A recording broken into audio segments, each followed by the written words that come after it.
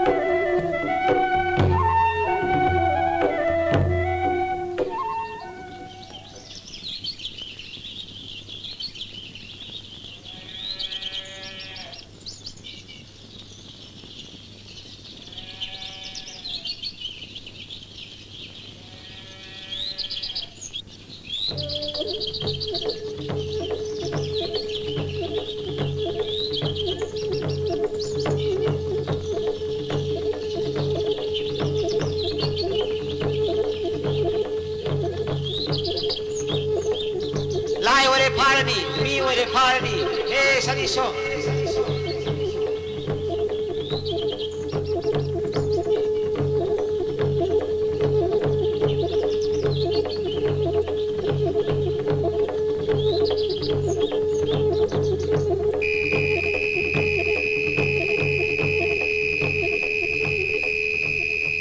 아둥의 사지복이 답은 파락바 다적이 망알나 이부다우 당징 칭창 마사이곤 잉라바 타벌나 사이탱락 람기 첵라나 사캅락 강아우다나 푸락기 사훔 맹라바 누자길레 남나 낭카사누 라이벅 파버 오이자기 Mapok langol kuding isabi nasay gonda way tungjage.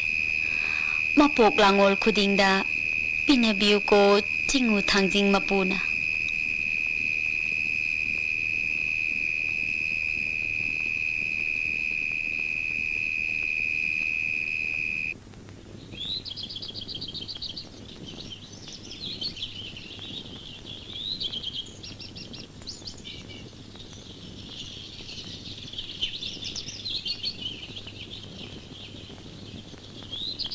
Ngasi kauba korong numisida nanay na naupuzaba loidam thabom masing sure kangla kabi bada kangla da tanglo thenki ba thoklabasu yarik pirakano ngang khachanu handaki naw poriba asina pari oirabadi poremba ehaki samu ikhut asina korau no modo lamba phangbaga manana nungai gani do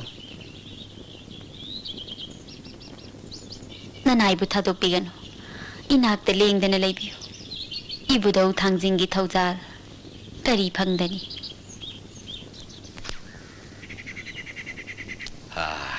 yare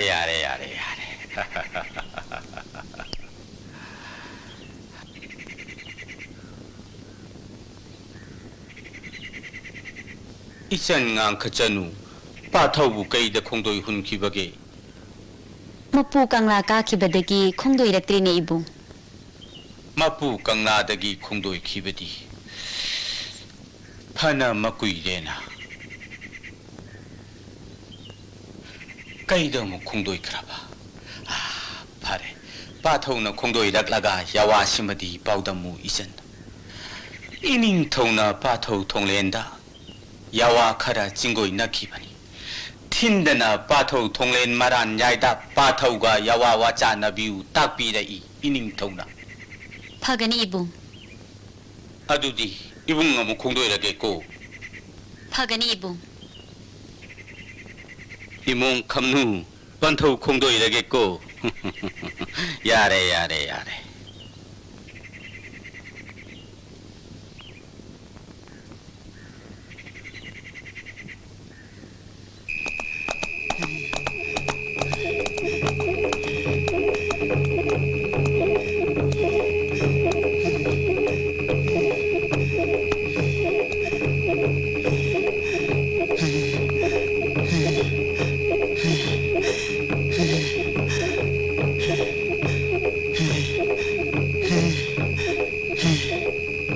angamba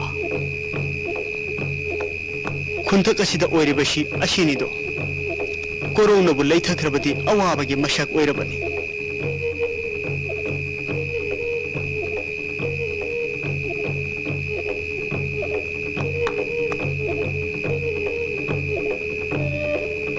angamba shina walela si thinthabirabadi khunthaki khunja singde hingbangam loitari do angamba korona naral wai kibaga kaurel sangol changna pamna sarak tamrakle pai mo wakhal tobiu do angamba pathau wangam sapa tamadi pathau thokdang thokle da khunja sing awa huijong lagbi ganu borem baina pamba kerel bu pharaga khunja gi awa ba ko hange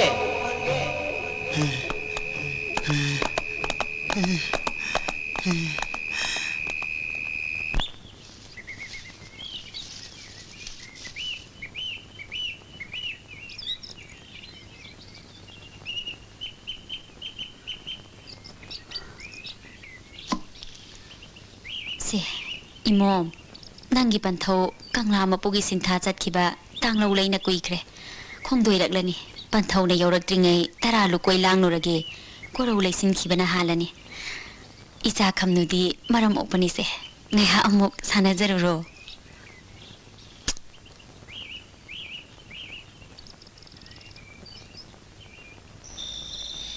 ngang na wa chiri khajik chau khreda ibima jiu thangjingna kubiraduna pari amatang phangjau haina tambiramle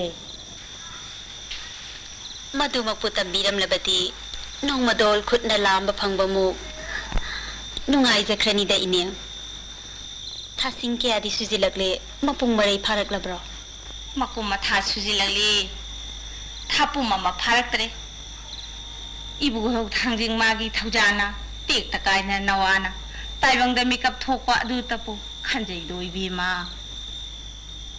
इबुदौ थांजिंगी थौजाल मियेंग फंगजदुना टेकता कायदा नवा ताइबंग makeup थोकपीरकलदी नुंगाइख्रनिदको इने पुनमक कुबीबो ओइरसनु इबुंगो महाम अदुदी इबीमा इनेमसु खोंगोय हुंजखरगे हुनबीरसी इने यामी यामदे थिबीनु मरक मरकता खोंगदोय हुनबीरओ लौजेरोइदा इबीमा लौसिनबियो इने मोरांग खोरी कैथेलदगी अपाम Matang खनबीरगा चमलौ मथेन चिंदंबियो अदुदी इबीमा इनेम खोंगोय हुंजखरगे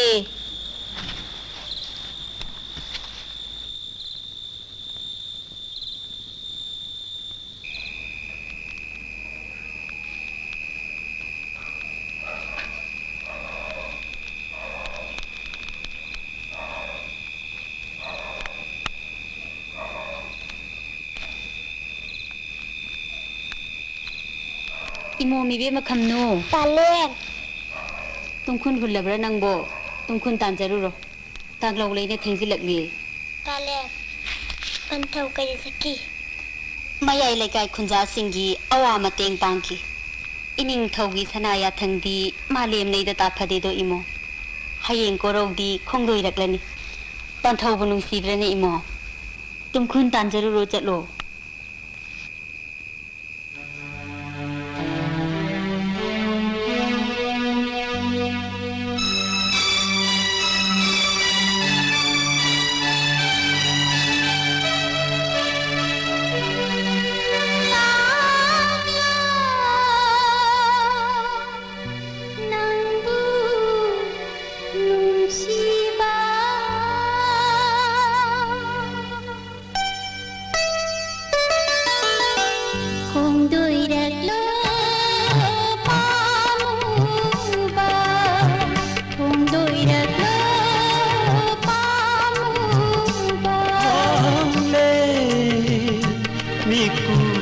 amata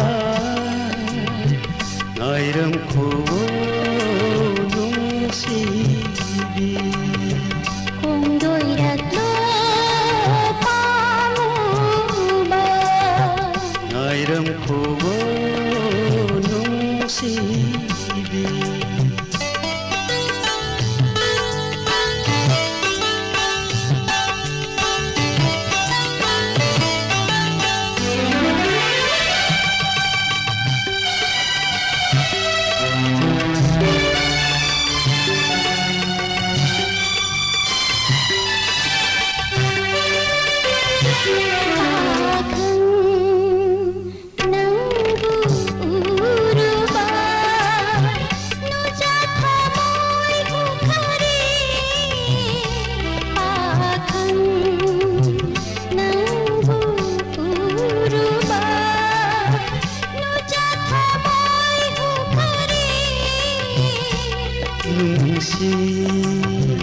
nanggi sing lâu nay mít thắm hôn ba ngâm dare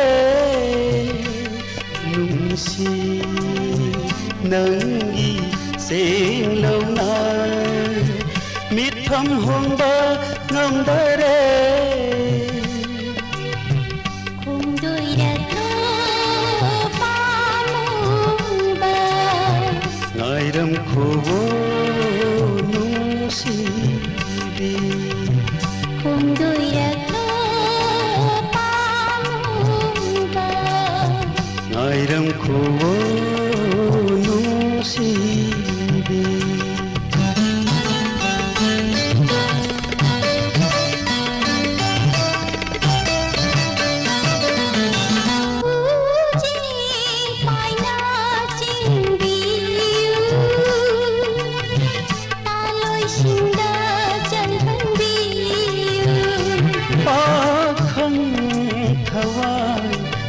jage maugi singda salhange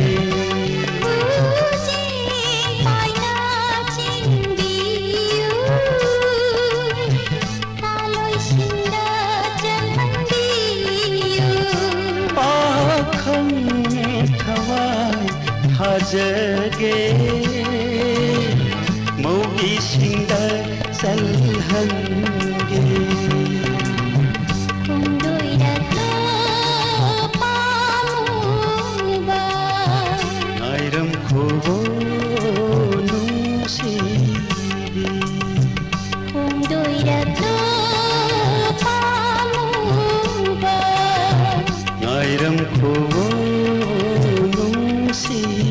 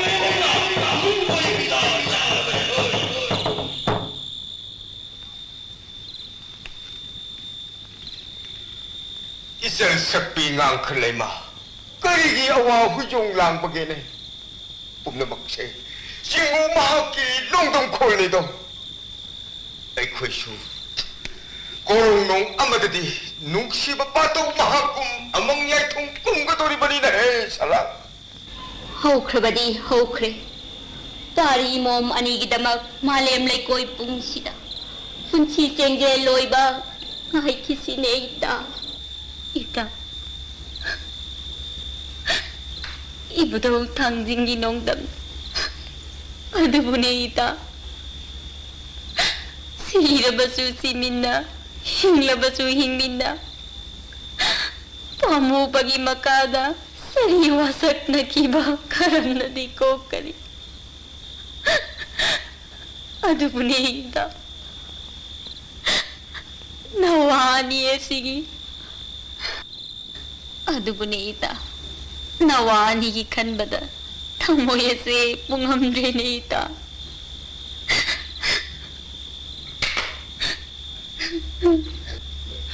이따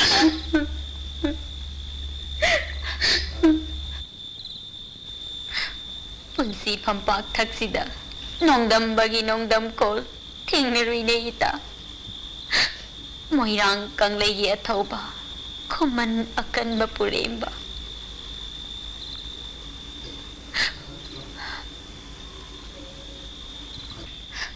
ꯀꯔꯤꯒꯨꯝꯕꯗ ꯅꯣꯡꯗꯝꯕꯅ ꯇꯝꯕꯤꯔꯝꯗ꯭ꯔꯕ ꯅꯃꯣ ꯇꯥꯏꯕꯪꯅ ꯄꯨꯟꯁꯤꯕ ꯏꯇꯥ ꯄꯥꯔꯤ mom ꯑꯅꯤꯕꯨ ꯅꯊꯥꯅꯨꯡꯒꯤ ꯅꯄꯥꯔꯤꯅ ꯃꯣꯝꯅꯤ ꯈꯟꯅ ꯅꯥꯎꯀꯣꯟꯕꯤꯌꯨꯀꯣ ꯏꯇꯥ ꯀꯔꯤ ꯌꯋꯥꯅꯣ ꯏꯇꯥ ꯀꯔꯤꯒꯤ ꯑꯗꯨꯛ ꯁꯣꯟꯊꯕꯒꯤ ꯄꯥꯔꯤ ꯃꯣꯝ ꯑꯅꯤꯁꯦ ꯏꯄꯨꯛ ꯊꯣꯛꯄꯤ ꯆꯥꯅꯤ ꯄꯥꯔꯤ ꯃꯃꯣꯕꯨ ꯅꯥꯎꯌꯣꯛꯅ ꯀꯣꯟꯖꯕ ꯄꯂꯦ ꯃꯣꯏꯕꯤꯁꯤꯡꯒꯤ ꯊꯧꯗꯥꯡ ꯑꯩꯗꯤꯅꯦ ꯑꯗꯨ isen ngang khlema tu son nok son naraga nuko unsi toloi nong sangba singu mahapna kubiba oresan nuko ꯑꯗꯨꯗꯤ ꯏꯇꯥ ꯈꯣꯡꯗꯣꯏ ꯍꯨꯜꯂꯒꯦꯀꯣ ꯍꯌꯦꯡ ꯀꯣꯔꯧ ꯅꯣꯡ ꯑꯃꯗ ꯂꯥꯛꯂꯒ ꯑꯁꯨꯝꯅ ꯅꯤꯅꯤ ꯍꯨꯝꯅꯤ ꯂꯩꯊꯣꯛꯀꯦꯀꯣ ꯅꯅꯥꯛꯇ ꯄꯂꯦꯝ ꯈꯣꯡꯗꯣꯏꯔꯒꯦꯀꯣ Imo isen ngang khlema ai khoi amu khongdoi hullage ko ꯄꯥꯔꯤ ꯏꯃꯣ ꯂꯩꯍꯧꯔꯣꯀꯣ ꯅꯣꯡꯗꯝ ꯇꯤꯚꯤ ꯄꯂꯦꯝꯗꯤ ꯂꯥꯏꯔꯝꯂꯦꯟꯗ ꯇꯤꯜꯂꯨꯔꯒꯦꯀꯣ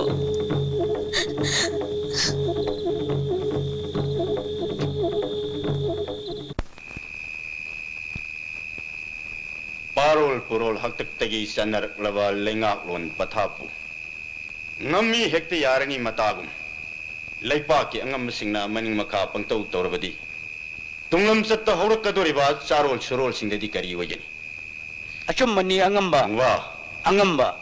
Laipaki Angam Singna Ngami Yai Matagum Maning Maka Pangto Torabasu Tole Nadi Kak Yaroi Hey Ashengmani angamba.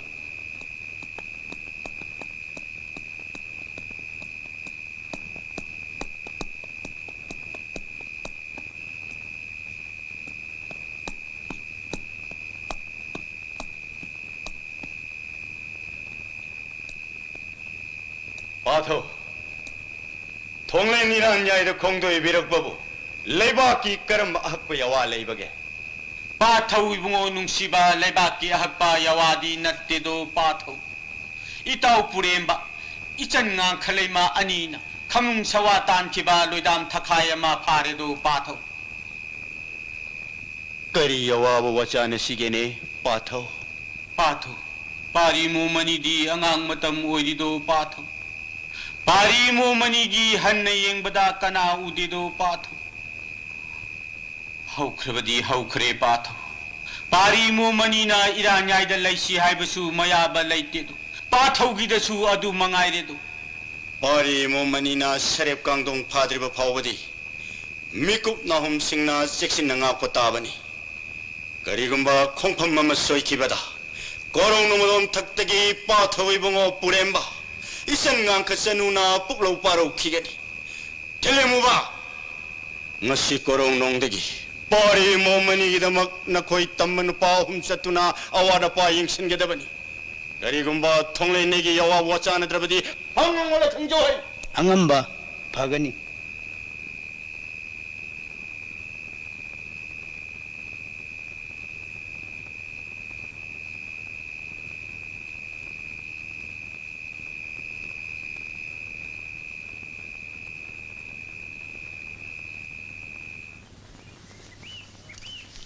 야대 강나 이닝토기 야탕부 힉독 라베디 닝토기 세락 방바디 함르사네 Angamba na nai sabay yaradra. 자라 까야디 용래 Sara mai imsari angamba. 잘로 아두가 파리 모 mani기 아와다파 키빅 영실라오 Hani angamba. 아파바 담바두디 마푸 강라 여크라브라 Yaukre angamba. Angamba. Pari mo mani sangmasibu. Koro kayani lejako haibano. 마두 능원 까나나 항우하이 곰잘 싱어머 외려버소 통레레네 또 하이를 파고나고 이 상두를 내기더니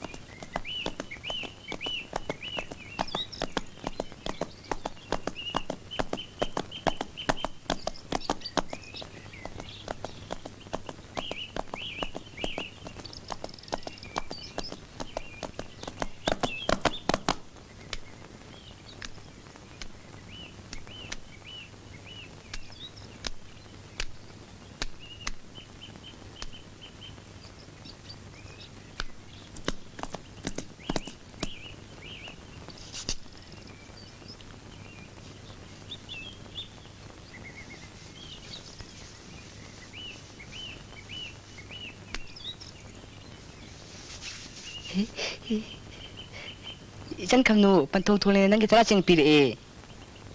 อีเจงานถ้วยเฮ้ยมันสั้นเลยสิเฮ้ยเฮ้ย Isan kamnu nang gitara chara bro. จะเจดรีบุ Aduri charo rasi. จ้าโรสิบุ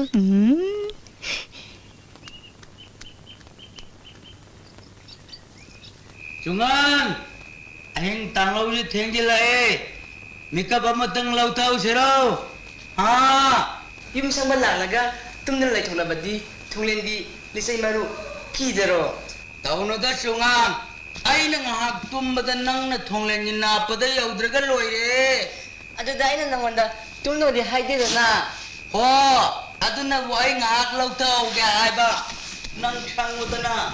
Ba mo kay lakad ko.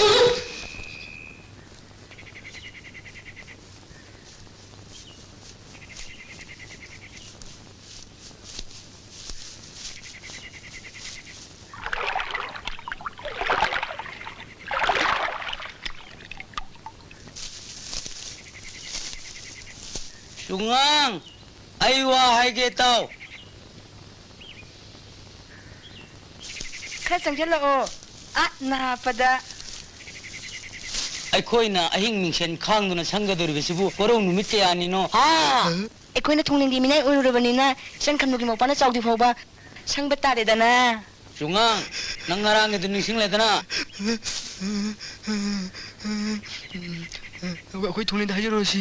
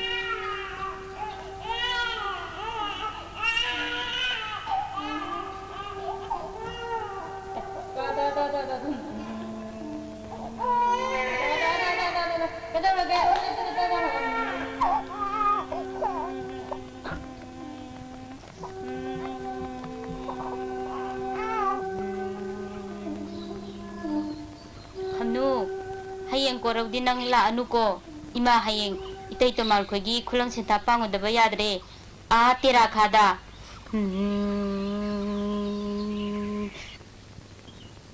Hamnu nakpaji tungre nang ning thina puraga chalu ko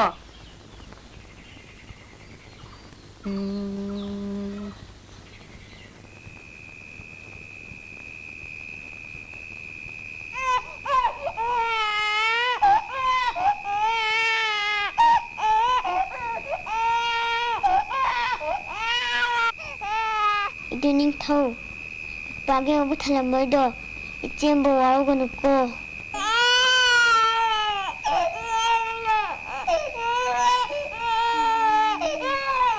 Laija isinda imai ko nangin mo omisilage.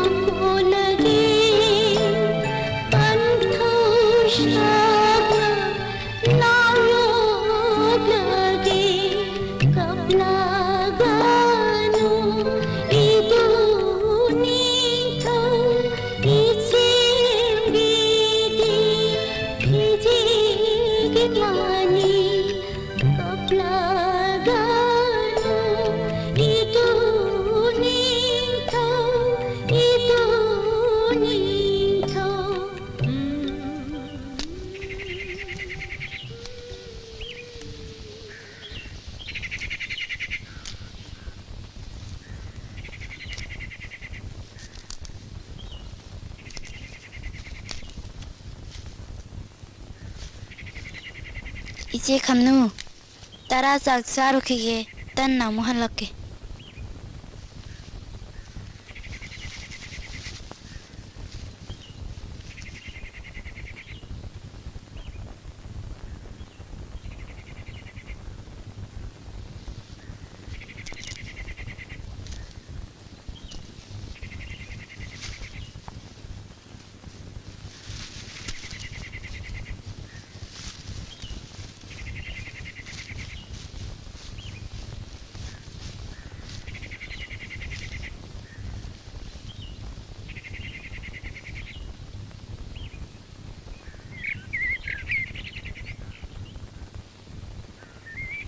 이베마 너무 그라이 타는 색깔도 이봉 핵각 일리 핵제게 떠보니 야그드라.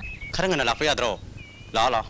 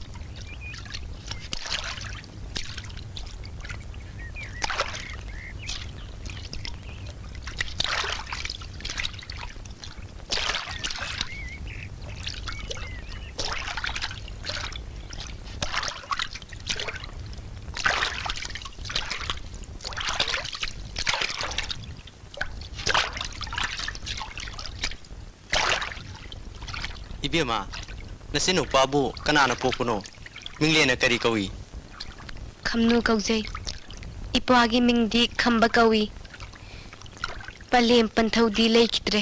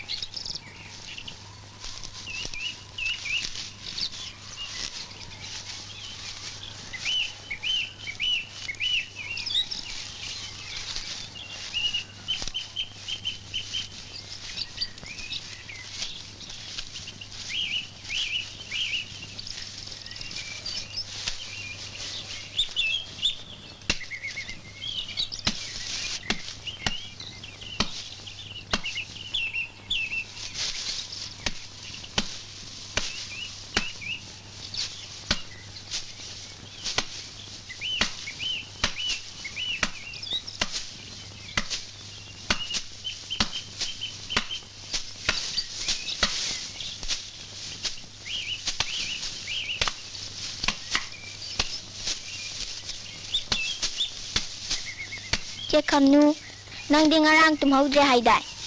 tumdana singyana thangadi warani angang du suporaga.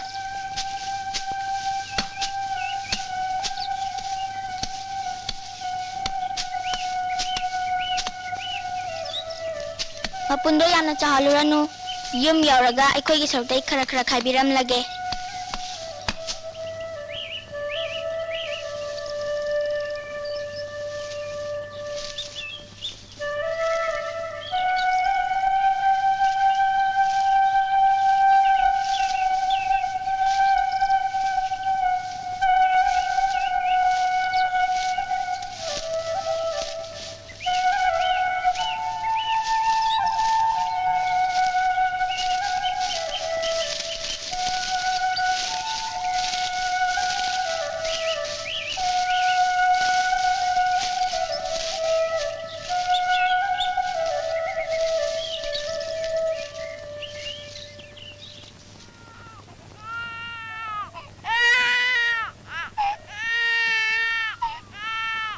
또.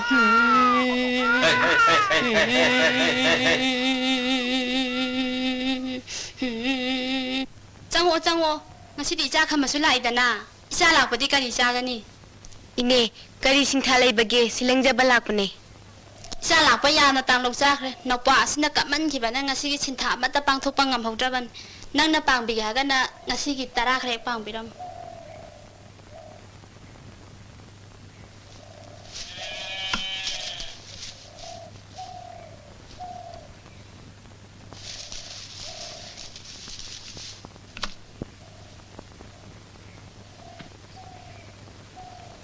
감노 powder 수링아이다 khara hena suraga nachin nopagi chu chara ama hek pujakho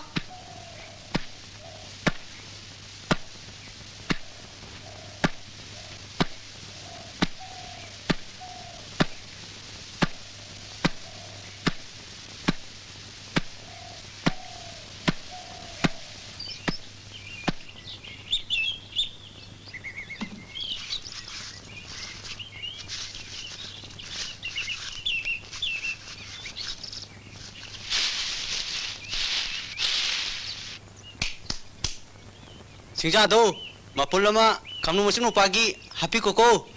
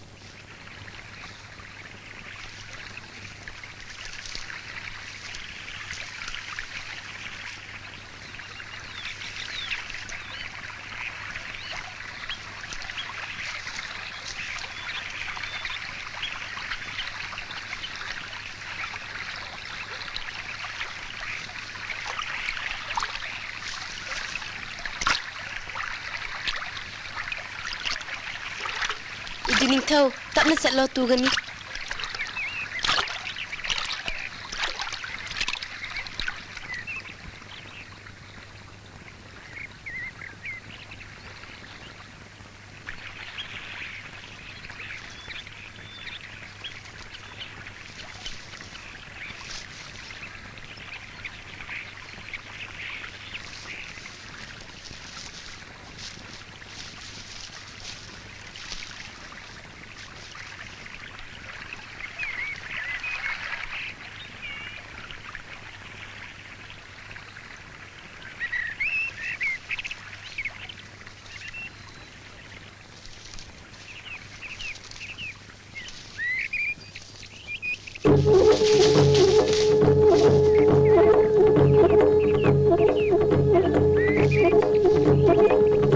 lamzamasani ki karal se muk thajle ni se hangara pra ko da muk charak pi na to ni se masigi karal se hek lai ma kai da ba ko da wa ba ma shum oi re da bani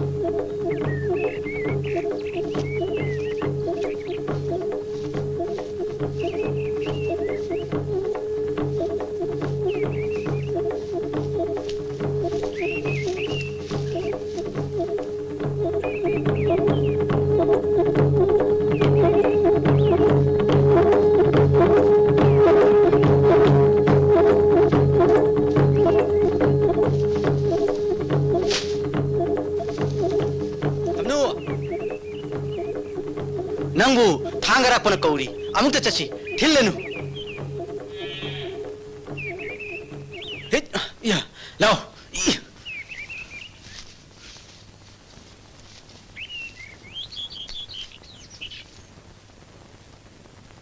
nakoi ki kauk si puduna chat khidrabadi aina nakoi da kari torpa ke habado jingu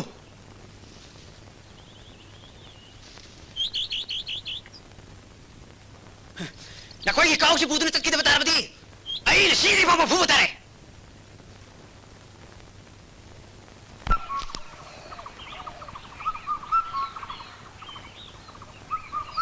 kamno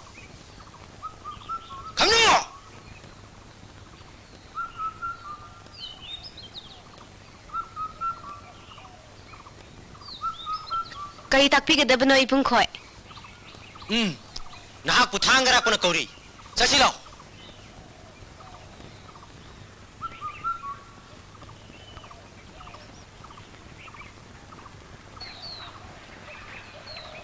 Kanaroi. No pa pori bana hau no piro. Namni kaura sale sa thoki bage. Maman no mo thoke. Ipa ibung adu dadi tawbigano isili pa sare piyate legidre.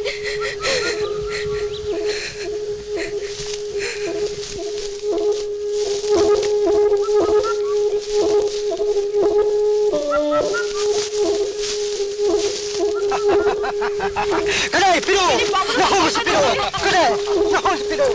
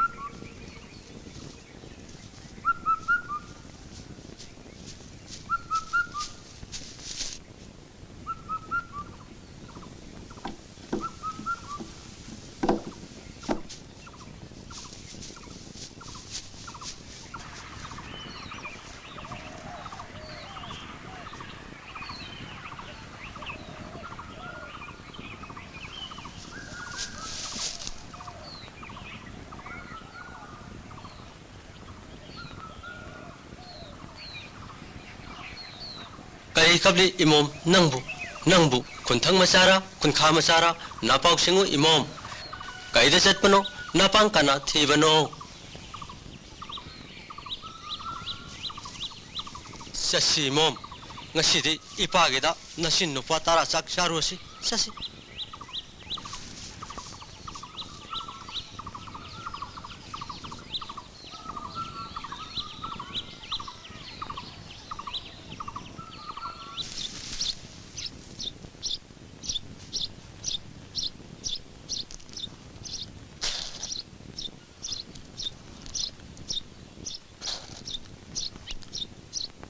Iche khamno imana I phan ma chatlu silao haye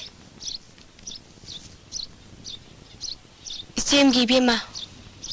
Ay ngasidi chatlaroi.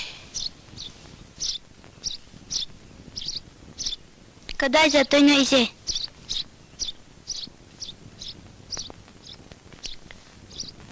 Ay khoi yumsida suleroi. karigino iche Chatkro haina. Tale. Mingonda di haido unko. iche adudi ai chatlagi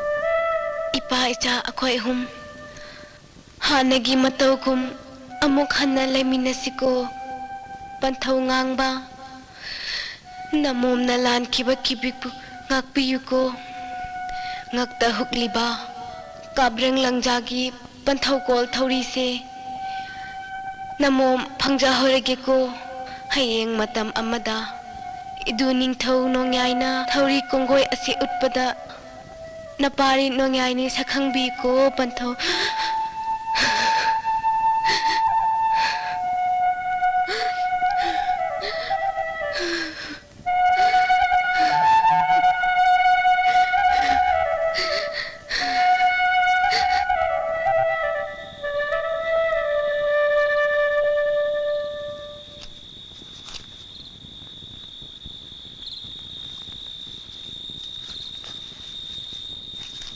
Ye chak lam ne.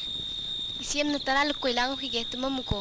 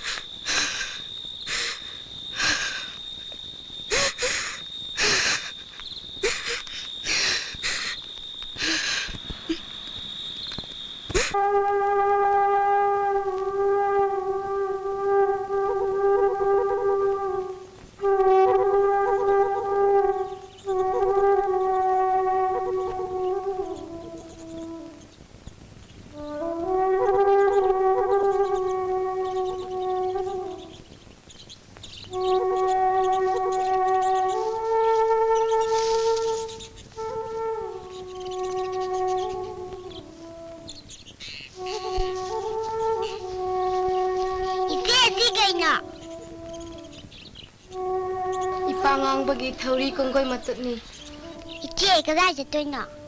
akhoi panthau ga luna chala tindaramba panthau manba kabus lang mai bagi maral yaida chakhrasi Chiche yung khambra.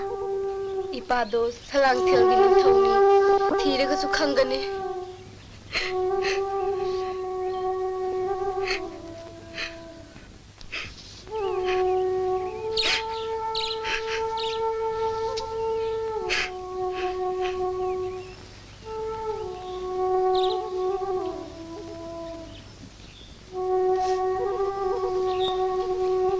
ibudo thangjing kore lai kubi ko na hak na ichile pabu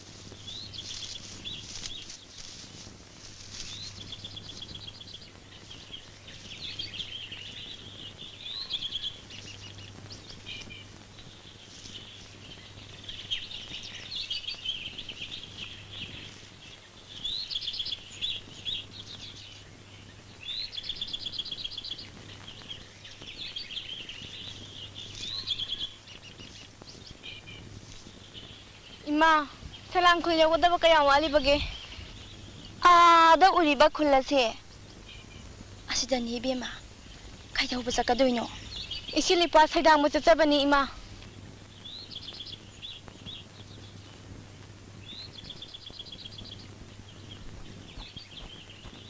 온토옥는 시크릿데코 चलो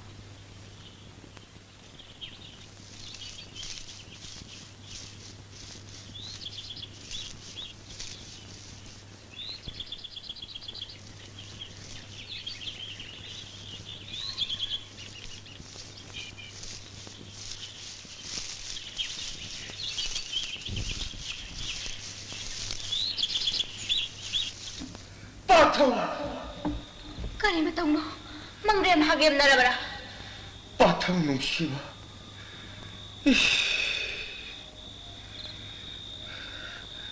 ngasi ai khomlen manglan sada amang yai thong kumkraba ai gi pathau puremba isel sakpi ngang leima pokdam biu ne kariya wano ning thau awa mai thong puduna belu pirang chintana kege moirangda pari imom anina lamja wena khangleba pathau nangbu udrabara haiduna pokdam lamin he pathau puremba mahakna खौजल थीद को मियोइपो कुमजा कया हौखरे मोइरांग माइ कई पांगदबा Salang थगाइन कनखिबन पारी इमोमबु कौरुरे इमोमी बेमा खमनु नचिन नौक्वाबु करम लेलिगबा पेंदेदा Salang एगी पुकनंगसे हा पुरेमबदी बुंगो इताई बेमा ngang खलेमा lime लेंदगी न खोइदी उरंगनी the को पुमनबा इतानंगी यवा नुंसीबा न पारी न मोम अनीबु न थानुंगी पारी मोम नि खन्ना न कोन बिरंग को हाय किबा पेंदे त कोइता वारोगनु को न ताइबो angakpani singui bungo kumja asuk koi basi pari imom anibu akau parai salahlego salangbi bilu pirang tethoklo singu mahaki nungdong kholieng lasine खुमन मरान नायदा मचिन मौपा लेरमद्रेदु कैरोई लेकाइदा वाहुंग पाहुंग बदसु असेंग बयावा मपाव खंगमद्रेदु आइदी हाइजबदुनी पारी इमो मनी बुलौसिंदुना इरान जायदा थमसी हाइना मधुसु नमो महागना याब कौब लेतेदु ngasi korausu wafam simagi damakta khongdoirubani khangdre itaw thonglena themduna pari imo manibu mara nyaida thamkrabara karino कोरो खुदिंग कंगलादा अथौबा माबु उनरिबा नतरा wafam amadi lolido nupi nangnadi khangdraba pari imo mani se aina amadi itawna aigi ira nyaida thamninglibani do Moirang थुंगले लथौबा मरान जायदा बुलेरम लबा याई फरबनी आई खोइदी अदुना तदुना केगे मोइरांग लमदमदा इताव पुरेमबगी येकनबा कना लेतेना अखोई ख्वाई लेबना थांगा राकपा अंगमबना माना कागदबा फमथोनबु अदुंगै खुमनदगी सैदांग नकपा मतिक चावबा इतावना काखी हाइबगी मलोमदा अंगांग नवा अनीदा अदु कहंगदी ताइनरोइना केगे लेपाक साविना असोयंगाम यावरबसु अंगमगिना कोंग यावरकनिना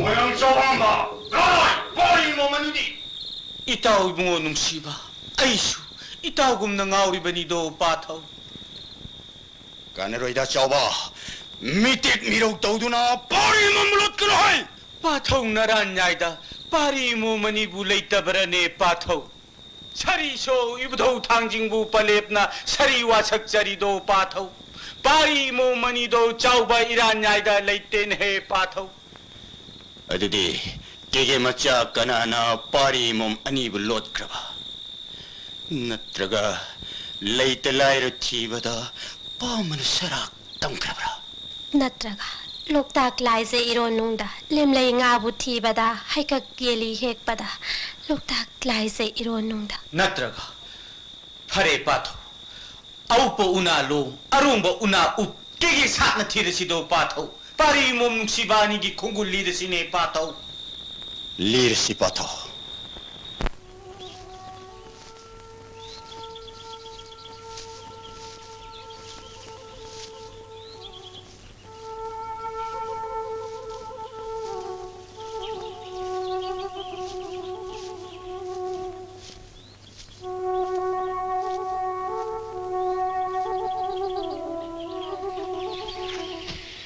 ꯇꯔꯥꯁꯦ ꯌꯣꯝꯁꯦ ꯇꯥꯔꯝꯃꯨꯀꯣ ꯏꯆꯦ ꯃꯁꯤꯡ ꯂꯧꯔꯨꯈꯤꯒꯦ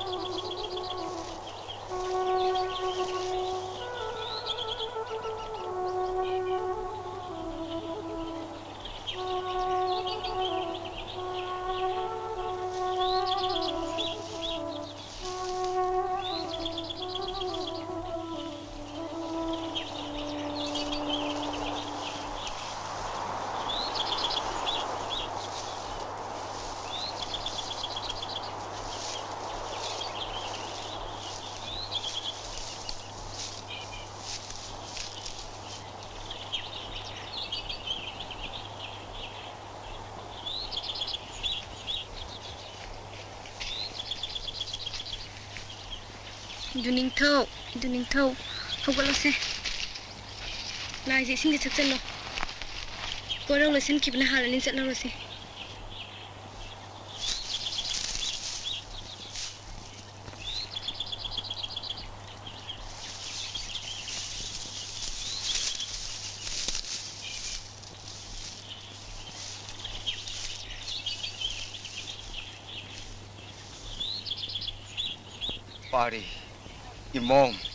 Pari, Imom, nakoy anibu kana none. Pari, Imom. ꯄꯟꯊꯧ ꯃꯥꯟꯕ ꯃꯣꯏꯔꯥꯡꯗ ꯂꯩꯖꯕ ꯂꯝꯖꯥ ꯏꯆꯤꯜ-ꯏꯄꯥꯅꯤ ꯊꯥꯡꯒꯔꯥꯛꯄ ꯑꯉꯝꯕꯕꯨ ꯀꯤꯖꯕꯅ ꯁꯂꯥꯡ ꯏꯄꯥꯒꯤꯗ ꯈꯣꯡꯗꯣꯏ ꯍꯨꯟꯖꯔꯛꯄꯅꯤ Nangbu, salang tiengi, salang maibagi maran yaidubu khanglabrane Imom. ꯄꯟꯊꯧ ꯃꯥꯟꯕ ꯈꯪꯖꯗꯦ ꯏꯆꯤꯜ-ꯏꯄꯥꯗꯤ ꯃꯣꯏꯔꯥꯡ ꯂꯩꯀꯥꯏ ꯑꯅꯤ ꯁꯨꯅ ꯄꯟꯅꯥꯟꯖꯗ꯭ꯔꯤ ꯁꯂꯥꯡ ꯏꯄꯥꯕꯨ ꯈꯪꯕ꯭ꯔꯥ ꯄꯟꯊꯧ ꯃꯥꯟꯕ ꯈꯪꯂꯕꯗꯤ 이슬리빠부 번타우무 살건데 시나비유네 번타우만바 이몸 사랑 텐기 사랑 마이 바이브도 아이니네 이몸 번타우 이몸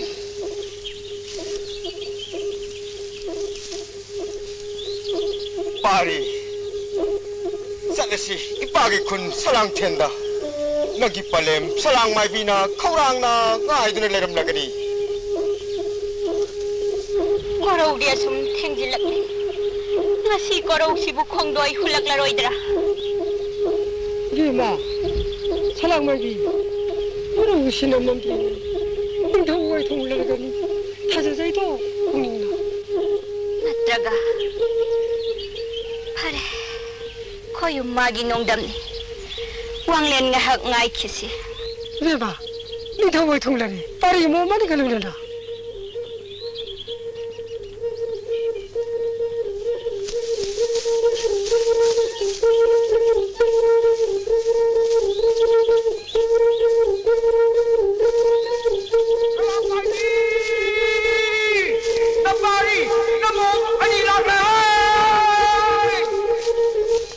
파리 이모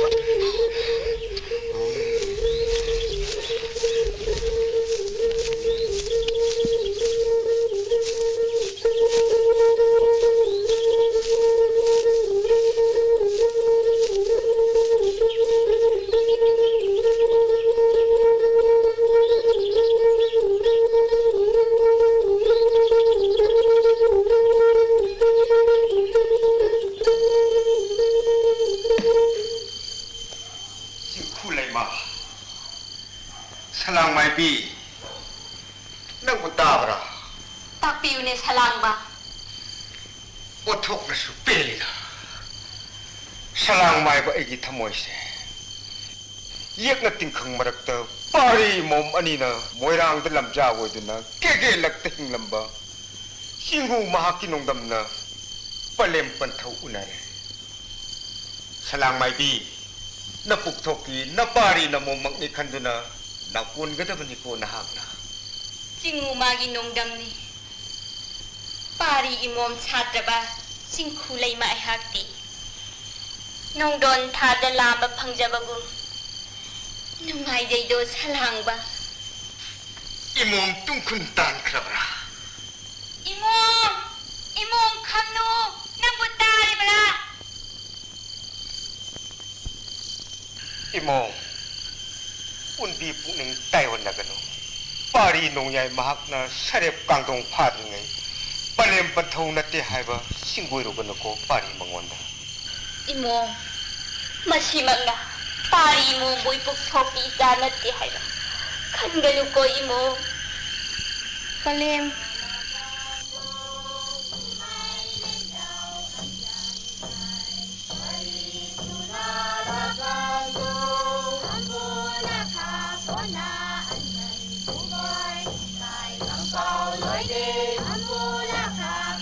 개 싱고이 붕어 꼬롱농 아마다 깨게 모양 렉박다 파리 농야의 칸바나 학나 야이똥 밤동 월키바 삐나비우고 나학나